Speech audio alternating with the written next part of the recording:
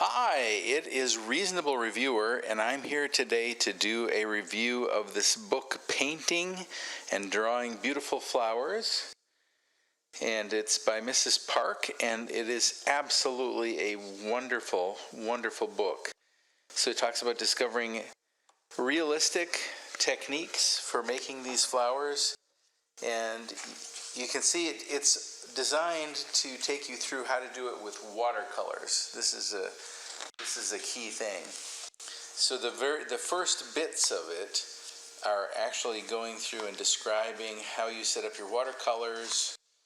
And obviously the artist did all of these pictures of how you lay it out, and talks about some kind of professional techniques actually. So rather than just recording the color, you actually use the ATSM number on it, and then it goes through all of the different things. So it talks about sketching techniques. So for example, a daffodil is kind of an ellipsoid with a truncated cone on it, and how you go through in steps. And then watercolor techniques, and it talks about wet on wet, and it talks about gradations.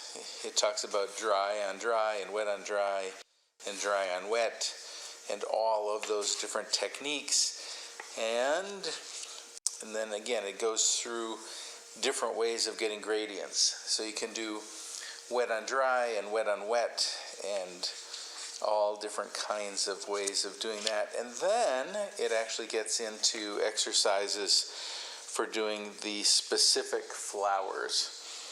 So for example, here is, let's go to the beginning, a cosmos. And this is one of the angles. So this is the first angle, looking in kind of at a 45 degree at the center of the flower.